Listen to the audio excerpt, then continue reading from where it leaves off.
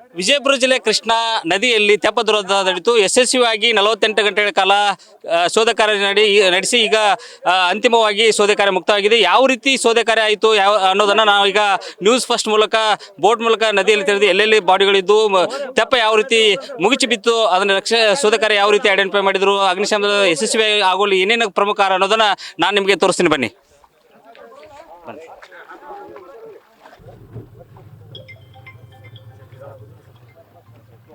ಈಗ ನಾವೀಗ ಏನು ಬೋಟ್ ಮೂಲಕ ಏನು ಯಾವ ತೆಪ್ಪ ಎಲ್ಲಿ ಮುಳುಗಿತು ಅನ್ನೋಂಥ ಒಂದು ಪ್ರದೇಶಕ್ಕೆ ಕರ್ಕೊಂಡು ಹೋಗ್ತಾ ಇದ್ದೀನಿ. ಆ ಒಂದು ಪ್ರದೇಶದಲ್ಲಿ ಯಾವ ರೀತಿ ಅದು ಮುಗಿಸಿ ಬಿತ್ತು ತೆಪ್ಪ ಅನ್ನುವಂಥದ್ದು, ಜೊತೆಗೆ ರಕ್ಷಣಾ ಕಾರ್ಯಾಚರಣೆ ಶೋಧ ಕಾರ್ಯಾಚರಣೆ ಯಾವ ರೀತಿ ನಡೆಯೋದನ್ನು ನಾನು ತೋರಿಸ್ತೀನಿ. ಈಗ ಬೋಟ್ ಮೂಲಕ ಅಗ್ನಿಶಾಮಕ ಏನು ಸಿಬ್ಬಂದಿ ಇದ್ದಾರೆ, ಸತತವಾಗಿ ಒಂದು ಯಶಸ್ವಿ ಕಾರ್ಯಾಚರಣೆ ಮಾಡಿದ್ದಾರೆ. ಅವ್ರ ಜೊತೆಗೆ ನಾವು ಈಗ ತಳ್ತಾ ಇದ್ದೀವಿ. ನಾನೀಗ ಕೃಷ್ಣಾ ನದಿಯ ಹಿನ್ನೀರಿನ ಪ್ರದೇಶದಲ್ಲಿ ತೆಪ್ಪ ಯಾವ ರೀತಿ ಮುಗಿಸಿ ಬಿತ್ತು ಆ ಒಂದು ಸ್ಥಳದಲ್ಲಿ ಇದ್ದೇನೆ. ಜೊತೆಗೆ ರಕ್ಷಣಾ ಕಾರ್ಯಾಚರಣೆ ಆದ ಸಂದರ್ಭದಲ್ಲಿ ಆ ತೆಪ್ಪದ ಜೊತೆಗೆ ಒಂದು ಮೃತದೇಹವನ್ನು ನಿನ್ನೆ ದಿನ ಅಂದರೆ ಜುಲೈ 3ನೇ ತಾರೀಕಿನ ಬೆಳಿಗ್ಗೆ 7:22 ಆ ಒಂದು ಮೃತದೇಹವನ್ನು ಅಗ್ನಿಶಾಮಕ ದಳ ಮೊದಲ ಬಾರಿಗೆ ಒಂದು ಮೃತದೇಹವನ್ನು ತರುವಲ್ಲಿ ಯಶಸ್ವಿ ಆಗ್ತಾರೆ.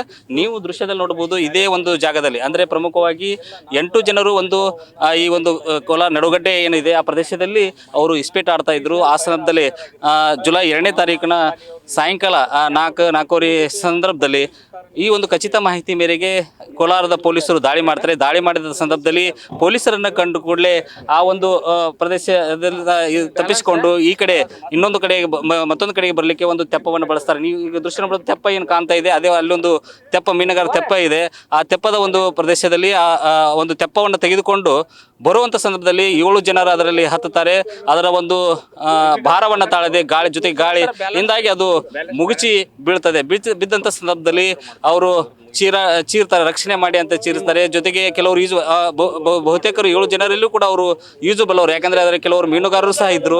ಹಾಗಾಗಿ ಈಜು ಬಂದ ಸಂದರ್ಭದಲ್ಲಿ ಕೆಲವರು ಈಜುಕೊಂಡು ಪಾರಾಗಲು ಪ್ರಯತ್ನ ಮಾಡ್ತಾರೆ. ಅದರಲ್ಲಿ ಪ್ರಮುಖವಾಗಿ ಸಚಿನ್ ಮತ್ತು ಫಾರೂಕ್ ಅನ್ನೋರು ಈಜು ದಡ ಸೇರ್ತಾರೆ. ಅದೇ ತನಕ ಪುಂಡ್ಲಿಕ್ ಯಂಕಂಚನ್ ಅವರು ಮೃತದೇಹ ಸಹ ಜುಲೈ 2ನೇ ತಾರೀಕಿನಂದೇ ಸಾಯಂಕಾಲ ಹೊತ್ತಿಗೆ ಪತ್ತೆ ಆಗ್ತದೆ. ಜೊತೆಗೆ ಈ ಘಟನೆ ನಡೆದ ಸಂದರ್ಭದಲ್ಲಿ ಪೊಲೀಸರು ಮತ್ತು ಅಗ್ನಿಶಾಮಕ ದಳದವರು ಸ್ಥಳಕ್ಕೆ ದೌಡಾಯಿಸ್ತಾರೆ. ಆ ಒಂದು ಘಟನೆ ಒಳಗೆ ಪ್ರತ್ಯಕ್ಷದರ್ಶಿಗಳು ಜಗದೀಶ್ ಹಾಗೂ ಅವರ ಸ್ನೇಹಿತರು ಸಹ ಅವರ ಮೃತದೇಹ ಆಗಿರ್ಬೋದು, ಜೊತೆಗೆ ಇಬ್ಬರನ್ನು ರಕ್ಷಿಸುವಲ್ಲಿ ಅವರು ಯಶಸ್ವಿಯಾಗಿ ಅವರನ್ನು ಹೊರತೆಗೆಯುವಂಥ ವಿಡಿಯೋ ಕೂಡ ಸಾಕಷ್ಟು ವೈರಲ್ ಆಗಿರುವಂಥದ್ದು. ಜೊತೆಗೆ ಜುಲೈ 2ನೇ ತಾರೀಕಿನಂದು ಅವರು ಬೆಳಗ್ಗೆ ರಕ್ಷಣಾ ಕಾರ್ಯಾಚರಣೆಗೆ ಮುಂದಾಗ್ತಾರೆ. ಅಗ್ನಿಶಾಮಕ 4 ಬೋಟ್ಗಳ ಮೂಲಕ, ನೀವು ಇದೇನು ದೃಶ್ಯದಲ್ಲಿ ನೋಡ್ತಾ ಇದ್ದೀರಿ, 4 ಬೋಟ್ಗಳನ್ನು ಬಳಸಿ ಜುಲೈ 3ನೇ ತಾರೀಕು ಬೆಳಗ್ಗೆ 6 ಗಂಟೆಯಿಂದಲೇ ಒಂದು ಶೋಧ ಕಾರ್ಯಾಚರಣೆ ಆರಂಭವಾಗ್ತದೆ. ಆ ಒಂದು ಮೊದಲಿಗೆ 7:22 ಜೊತೆಗೆ 9:25 ಎರಡನೇ ಮೃತದೇಹ ದೇಹ ಪತ್ತೆ ಆಗುತ್ತೆ. ಎರಡನ್ನು ಹೊರಗಡೆ ತೆಗೆದು ಸಂಬಂಧಿಕರಿಗೆ ಹಸ್ತಾಂತರ ಮಾಡ್ತಾರೆ. ಆ ಬಳಿಕ ಏನು ಸತತವಾಗಿ ರಕ್ಷಣಾ ಕಾರ್ಯಾಚರಣೆ ನಿನ್ನೆ 9:25 ಹೆಚ್ಚುವರಿ ಬೋಟ್ಗಳನ್ನು ತರಿಸಿ ಸುಮಾರು 6 ಬೋಟ್ಗಳ ಮೂಲಕ 2 ಮೃತದೇಹಕ್ಕಾಗಿ ಶೋಧ ಕಾರ್ಯ ನಡೆಯುತ್ತೆ. ಆದರೆ ನಿನ್ನೆ ಜುಲೈ 3ನೇ ತಾರೀಕಿನಂದು ಸಾಯಂಕಾಲ 7 ಗಂಟೆವರೆಗೆ ಶೋಧ ಕಾರ್ಯ ನಡೆಸಿದ್ರು. ಮೃತದೇಹ ಇನ್ನಿಬ್ಬರದು ಪತ್ತೆ ಆಗಲ್ಲ. ಅದೇ ತರನಾಗಿ ಶೋಧ ಕಾರ್ಯಾಚರಣೆ ಇವತ್ತಿಗೆ ಅಂದರೆ ಜುಲೈ 4ರಂದು ಮುಂದುವರಿಸಲಿಕ್ಕೆ ಪ್ರಯತ್ನ ಮಾಡ್ತಾರೆ. ಸದ್ಯ ನೀವು ದೃಶ್ಯವನ್ನು ನೋಡ್ತಾ ಇದ್ದೀರಿ, ಇದು ಕೃಷ್ಣಾ ಪ್ರದೇಶದ ಹಿನ್ನೀರಿನ ಪ್ರದೇಶ. ಇಲ್ಲಿ ಕೋಲಾರ ಬೃಹತ್ ಸೇತುವೆ ಇದೆ.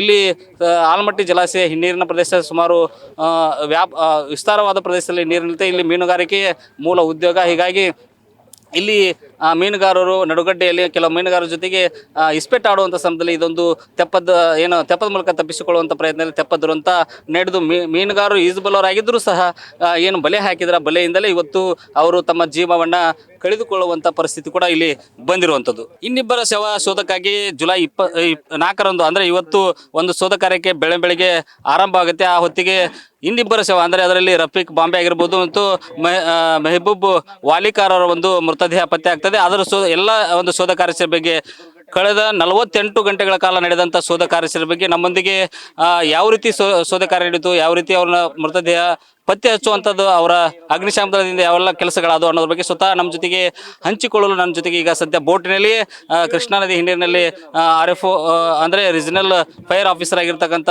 ಮಂಜುನಾಥ್ ಸಾಲಿ ಅವರು ಇದ್ದಾರೆ. ಅವರು ಈ ಬಗ್ಗೆ ಏನು ಹೇಳ್ತಾರೆ ಕೇಳೋಣ. ಸರ್, ನೀವು ಫಸ್ಟಿಗೆ ಈ ಒಂದು ಘಟನೆ ಆದ ನಂತರ ಇವರನ್ನ ಪತ್ತೆ ಹಚ್ಚುವಂಥ ಸಂದರ್ಭದಲ್ಲಿ ಯಾವ ರೀತಿ ನೀವು ಪ್ಲ್ಯಾನ್ ಮಾಡ್ಕೊಂಡ್ರಿ, ಎಷ್ಟು ಬೋಟ್ಗಳು ಬಳಸಿದ್ರಿ, ಸಿಬ್ಬಂದಿಗಳು ಎಷ್ಟಿದ್ರು? ಮೊನ್ನೆ ಸಾಯಂಕಾಲ ನಮ್ಗೆ ಈ ಥರ ತೆಪ್ಪದ ಮಗಚಿ ಸುಮಾರು 6 ಜನ ಕೃಷ್ಣಾ ನದಿಯಲ್ಲಿ ಹಾಕೊಂಡಿದ್ದಾರೆ ಅಂತ ಒಂದು ಮಾಹಿತಿ ಬಂತು.